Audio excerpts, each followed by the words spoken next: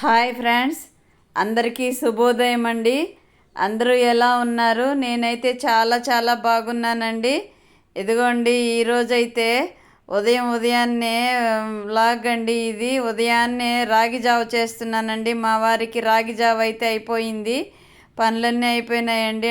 ఇంకా మధ్యాహ్నం లంచ్కి ప్రిపేర్ చేస్తున్నానండి. బాబుకి క్యారీర్ ఇస్తూ మాకు కూడా లంచ్కి ప్రిపేర్ చేసేసుకుంటున్నాను. ముగ్గురికి కలిపి చేసేస్తున్నాను లంచ్. ఈరోజైతే చిక్కుడుకాయ ఫ్రై అండి. ఫ్రై, వంకాయ పచ్చడి అండి. మా ఇంట్లో అంటే నాన్నగారికి, అన్నయ్యలకి, అంటే అంకుళ్ళు, ఎలాగైనా సరే మీరు వ్లాగ్ చూసే వాళ్ళు ఎవరైనా సరే ఆ సంబంధంతో అనుకోవచ్చు. మా ఇంట్లో అందరికీ కూడా వంకాయ పచ్చడి అంటే ఫేవరెట్ అండి. చాలా టేస్ట్గా ఉంటుంది. వేరుశనగకాయ పప్పులేసి వంకాయ మిక్స్ చేసి పచ్చడి చేసామనుకోండి, సూపర్ కాంబినేషన్ అండి. అలాగే దానికి సైడ్ డిష్గా చిక్కుడుకాయ ఫ్రై చేస్తున్నాను. ఇదిగోండి, చిక్కుడుకాయ ఫ్రైకి బాండీ పెట్టేశానండి. ఇటు పక్క అయితే రైస్ పెట్టాను. రాగి జావ చల్లారే లోపల 8 అయిపోతుంది. 7:30కి అంతా ప్రిపేర్ చేశానండి. కూల్గా ఉంది కదా వెదరు, త్వరగా చల్లారిపోతుంది 1/2 అవర్లోనే. ఎంత వేడిగా ఉన్నదైనా సరే క్లైమేట్ కూల్గా ఉన్నది అంటే త్వరగా చల్లారిపోతుంది కదండి. అటుపక్క టీ పెట్టించాను ధనమ్మకి. ధనమ్మ వెళ్ళిపోయిన తర్వాత నేను స్నానానికి వెళ్ళొచ్చి వంటకి ప్రిపేర్ చేస్తున్నాను. ఇదిగోండి, ఇంకైతే ఆయిల్ వేసానండి. కొంచెం ఆయిల్లోనే ఉడకాలి కదా ఇది. కొద్దిగా ఒక 3 స్పూన్ల దాకా ఆయిల్ వేసాను. సాల్ట్, పసుపు వేసామంటే వాటర్ వస్తుంది కదా అందులోనే ఉడికిపోతుందండి. ఉడకబెట్టి సపరేట్గా చేస్తే మా చిన్న అబ్బాయి తినడండి, పెద్ద అబ్బాయి అయితే తింటాడు.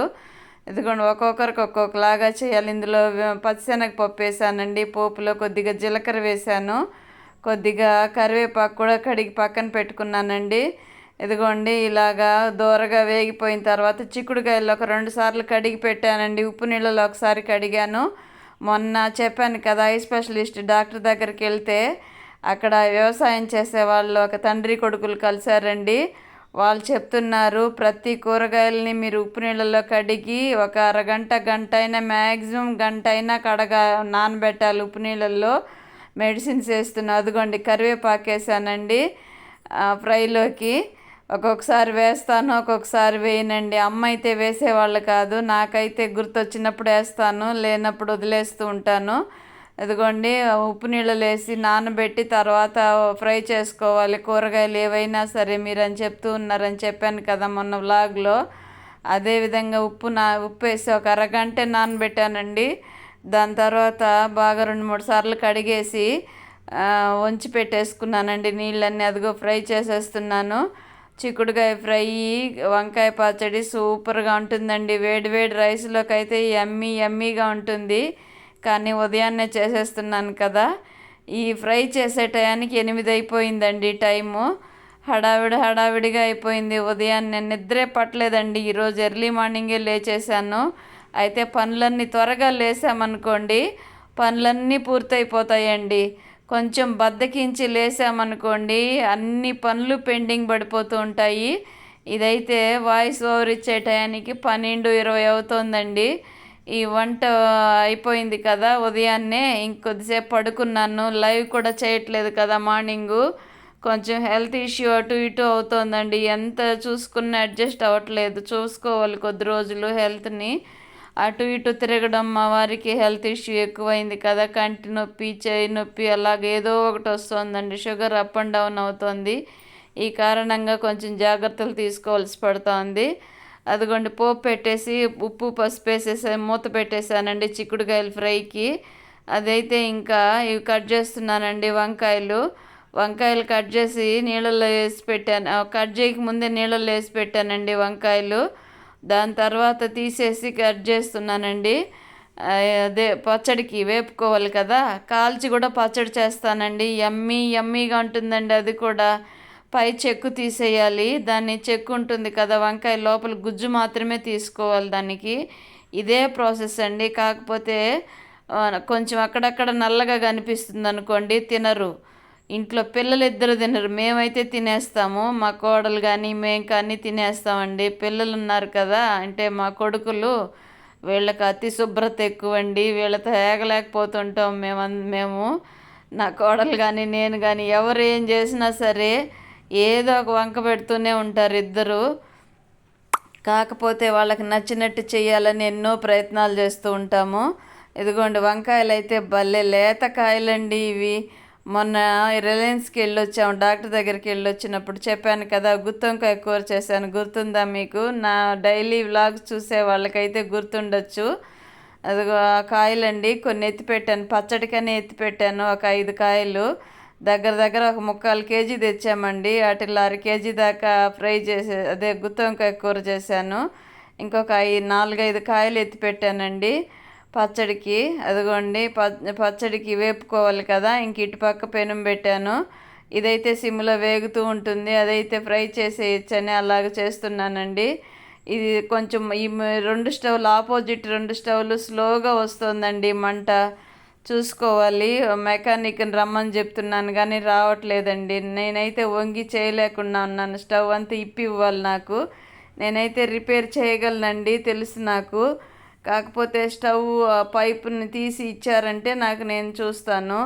అలాగ లేకుండా తీయాలంటే 4 స్టవ్లది కొంచెం కష్టమేనండి, కొంచెం ఇబ్బంది, మెడ నొప్పి పుట్టేస్తుంది. అందుకని తీసి ఇమ్మంటే వాళ్ళు తీసి ఇవ్వరు. అబ్బాయి అయితే అలాగే కనెక్షన్తోనే చేసేస్తాను అని చెప్పాడు. అందుకని ఇంకా వెయిట్ చేస్తానండి. 4 స్టవ్లు ఉన్నా కానీ ఒక స్టవ్ వెలగకపోయినా నాకు దిగులేసేస్తుందండి, ఒకవైపు వెలగకపోయినా కూడా. అది వెలగలేదని గుర్తొస్తూ ఉంటుంది. ఇదిగోండి ఆయిల్ వేశాను, పచ్చిమిర్చి వేపుతున్నాను. వంకాయ పచ్చడి అని చెప్పాను కదా, వంకాయ పచ్చడికండి 1 స్పూన్ ధనియాలు వేస్తే చాలండి, ఎక్కువ వేయకూడదు. అదే ధనియాల వాసనే వస్తూ ఉంటుందండి. కొంచెం తక్కువగానే వేసుకోవాలి ధనియాలు. మా అమ్మ అయితే ఎక్కువ వేసేవాళ్ళండి, కానీ మాకు అప్పుడు తెలిసేది కాదు. అమ్మ బాగా టేస్ట్గా చేసేవాళ్ళండి. ఎక్కువ అంటే మరీ ఎక్కువ కాదు, 2 స్పూన్ల పైన అలాగేసేవాళ్ళేమో. అమ్మ చెప్పేవాళ్ళు మాతో, ధనియాలు కొంచెం ఎక్కువ వేసుకోవాలమ్మా గోంగూర పచ్చడికి వంకాయ పచ్చడికి అనేవాళ్ళు. నేనైతే 1 స్పూన్ దాకానే వేసానండి ధనియాలు. జీలకర్ర వేసాను, దాంతోపాటు వేపేసి పక్కన పెట్టుకొని వంకాయలు వేపుకోవాలండి, అంతే. ఇది 1/4 భాగం వేగిన తర్వాత ధనియాలు జీలకర్ర వేసేసామనుకోండి, అన్నీ సమపాళల్లో వేగిపోతాయి. ఇదైతే నేను ట్రైపాడ్ చిన్నది పెట్టి చేస్తున్నానండి, చాలా రోజులైంది చిన్నదాన్ని వాడి. స్టవ్కి సరిపడా పెట్టుకోవాలి, అది అడ్జస్ట్ అవ్వలేదండి. నేను అంతా కనిపిస్తోంది అనుకున్నాను, హడావిడి కదండి. మా అబ్బాయి స్నానం చేసేస్తున్నాడు, వచ్చి వెళ్ళిపోతాడో ఏమో అని హడావిడిగా చేస్తున్నానండి వంట. వచ్చాడంటే రెడీగా లేదనుకోండి ఇంకా అలాగే చేకేస్తాడు, ఎప్పుడెప్పుడు అని ఉంటాడు, క్యారీర్ ఎత్తుకొని పోకుండా వెళ్ళిపోవడానికి. అది నా హడావిడి. పచ్చడికి ధనియాలు జీలకర్ర పచ్చిమిర్చి వేపుకుంటున్నానండి. వేపుకొని కొంచెం దోరగా వేగిపోయినాక అదిగోండి జీలకర్ర వేసాను. దోరగా వేగిపోయిన తర్వాత పక్కకు తీసి పెట్టుకోవాలండి. అన్నీ చల్లారాలండి పచ్చళ్ళకి, అన్నీ ఏ పచ్చడికైనా వేపుకున్నట్టు ఉంటే అన్నీ చల్లారిన తర్వాత మిక్సీకి వేసామనుకోండి టేస్ట్గా ఉంటుందండి. అదిగోండి రైస్ కూడా వెయిట్ వచ్చేసింది. 2 వెయిట్లు కాపేస్తానండి నేను, కాకపోతే రెండో వెయిట్కి కనిపించలేదనుకుంటా మీకు, నేనైతే అబ్జర్వ్ చేయలేదు. 2 వెయిట్లు రైస్ పెట్టాను అనుకోండి, 2 వెయిట్లు కాపేస్తూ ఉంటాను. ఇదిగోండి వంకాయలు సన్నగా కట్ చేసి పెట్టుకున్నాను కదా, అవి ఇందులో వేసేస్తున్నాను ఆయిల్లో. అవంతా పచ్చిమిర్చి తీసి పక్కన పెట్టుకున్నాను. దాని తర్వాత అదే ఆయిల్లో ఈ వంకాయలు వేసి వేపుకునేయాలండి. ఉడికేంత మాత్రం వేపుకోవాలి, మరీ ఎక్కువగా వాడిపోకూడదండి, టేస్ట్ ఉండదు. అది ఏదైనా సరే సమపాళల్లో అన్నీ వేపుకొని సమపాళల్లో మిక్సీకి వేసి చేసామనుకోండి సూపర్ టేస్ట్గా ఉంటుందండి. కాకపోతే ఒక్కొక్కసారి అటు ఇటు అయిందనుకోండి టేస్ట్ తక్కువవుతుంది. అప్పుడే కనుక్కునేస్తారండి మా ఇంట్లో వాళ్ళు, ఏమైంది ఇలాగుంది అంటారు. ఒక్కరోజు కూడా అడ్జస్ట్ అవ్వరా మీరు అనేసి అరుస్తూ ఉంటాను నేను. అన్ని రోజులు ఒకేలాగా ఉండవు కదండి, ఒక్కొక్క రోజు ఒక్కొక్కలాగా ఉంటుంది. మన మైండ్ సెట్ ఎలా ఉంటుందో మనం చేసే పనులు కూడా అలాగే ఉంటాయండి. మనసు ప్రశాంతంగా ఉంది అంటే చేసే ప్రతి పని మంచిగా జరుగుతుంది, మంచిగా కుదురుతుంది. మనసు ఏదైనా అలజడిగా ఉంది, హడావిడి పెట్టారు, ఏదో ఒక టెన్షన్ మనసులో బుద్ధిలో నడుస్తూ ఉంది అంటే మనం చేసే పనులు కూడా అలాగే ఉండిపోతాయి కదా. అదైతే నాకు బాగా అనుభవం అండి.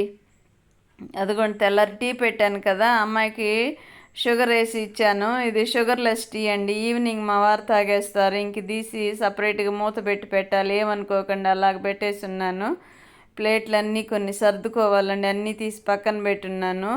వంటకి టైం అయిపోతుంది కదా అని అవన్నీ సర్దుకోవాలి. సర్దుకునేటప్పుడు దాని మీద ప్లేట్ పెట్టేస్తానండి. వంట ఎంతసేపు అండి, ఈరోజు పచ్చడి చిక్కుడుకాయ ఫ్రైయే కదా, త్వరగా అయిపోతుంది అని హడావిడిగా చేస్తున్నాను. ఏదైనా సరే వాడు వచ్చే లోపల చేసేయాలి అనే టెన్షన్, ఆ ఒత్తిడి నాకు అంతే. వంకాయలు, తెల్ల వంకాయలు త్వరగా ఉడుకుతాయండి. నల్ల వంకాయలు, చారల వంకాయలు ఉంటాయి కదా, వాటికంటే కూడా ఈ తెల్ల వంకాయలు త్వరగా ఉడికిపోతాయండి. కొంతమందికి అనుభవంలో ఉండొచ్చు, కొంతమంది అబ్జర్వ్ చేసి ఉండొచ్చు, చేయకపోయి ఉండొచ్చు. ఈసారి అబ్జర్వ్ చేయండి. మామూలు నల్ల వంకాయలు, చార వంకాయల కంటే కూడా ఇవి త్వరగా ఉడికిపోతాయండి. తెల్ల వంకాయలు ఒక్క 2 సెగలకి అలా ఉడికిపోతాయి. అదిగోండి వేపేస్తున్నాను. చిక్కుడుకాయ కూడా ఫ్రై రెడీ అయిపోతుందండి. మీరేం చేసుకున్నారు వంటలు? ఎలా చేస్తారు మీరు? నేను చేసే వంటలు ఎలా ఉన్నాయి? చూసే వాళ్ళు తప్పకుండా ఒక లైక్ చేయండి, షేర్ చేయండి, సబ్స్క్రైబ్ చేయండి. నా వ్లాగ్స్ మీరు చేసే లైక్ వల్ల నా వ్లాగ్స్ ఇంకొంతమందికి వెళ్తుంది కదా, నన్ను ఎంకరేజ్ చేసిన వాళ్ళు అవుతారు, నా మనోబలాన్ని పెంచిన వాళ్ళుగా కూడా మీరు అవుతారు కదండి. మీకు నచ్చినట్లయితే ఒక లైక్ ప్లీజ్. ఇదిగోండి చిక్కుడుకాయ ఫ్రై ఉడికిపోయిందండి. ఇంకా వేరుశనగకాయల పొడి, అలాగే మిరప్పొడి, కొద్దిగా సాల్ట్ వేస్తానండి ఇందులో. యమ్మీగా ఉంటుందండి. పొడి పొడిగా వచ్చేస్తుంది కూడా ఫ్రై. ఇదిగోండి ఇంకా రైస్ కూడా వెయిట్ పోయేసింది. ఇంక అన్నీ మిక్సీకి చల్లారబెట్టి మిక్సీకి వేసేసి క్యారీర్కి సర్దేశామనుకోండి, నా పని అయిపోతుందండి. రిలాక్స్ అయిపోతాను అప్పుడు. క్యారీరు అనుకున్నాను అనుకోండి, ఇంక నాకు నిద్ర పట్టదు. క్యారీర్ వద్దు అన్నాడు అనుకోండి వాడు, నేను కొంచెం డల్ అయినా హడావిడి లేదు కదా అనుకుంటాను. ఒకవేళ మరి క్యారీర్ ఎత్తుకొని పోతేనే తల్లికి సంతోషం అండి. ఏమైనా చెప్పండి, పిల్లలు రోజు అలవాటుగా క్యారీర్ ఎత్తుకొని వెళ్ళారనుకోండి, వాళ్ళు కడుపు నిండా తిన్నారులే అనుకుంటాం మనం.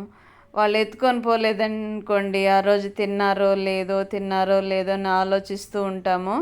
ఇదిగోండి చిక్కుడుకాయ అయితే ఉడికిపోయింది, వంకాయలు కూడా ఉడికిపోయినాయి, ఆఫ్ చేసేసాను. చిక్కుడుకాయలు ఉడికిపోయినాయి కాబట్టి అందులోకి కొద్దిగా వేరుశనగకాయల పొడి, కొద్దిగా కారము, కొద్దిగా ఉప్పు, లైట్గా సాల్ట్, పప్పుల పొడి వేస్తాను కాబట్టి కొంచెం తగ్గుతుంది అన్నట్టుగా సాల్ట్ వేస్తానండి. అప్పుడు సమంగా సరిపోతుంది. నేనైతే ఏది చాలా వరకు టేస్టులు చూడనండి. ఎప్పుడో కానీ రేర్గా ఎవరైనా వస్తారనుకుంటేనే టేస్ట్ చూసి పెడతాను కూరలు.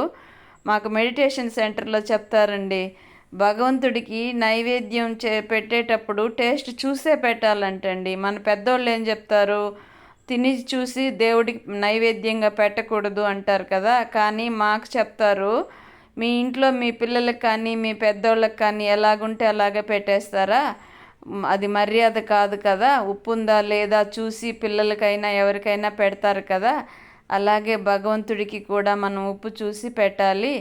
లేదంటే మళ్ళీ మనం పెట్టేసిన తర్వాత మళ్ళీ మనం వడ్డించుకోకూడదు. ఉప్పు కారం ఏదైనా తక్కువ ఉంటే మళ్ళీ మనం వేసుకొని తినకూడదు. అది పద్ధతి అని నేర్పిస్తారండి మాకు. ఇదిగోండి వేరుశనగకాయ పప్పులు, నేను వేపిన పచ్చిమిర్చి, జీలకర్ర, ధనియాలు, వంకాయలు, చింతపండు అండి. ఎమ్మి పచ్చడి తయారైపోతుందండి. నచ్చితే ఒక లైక్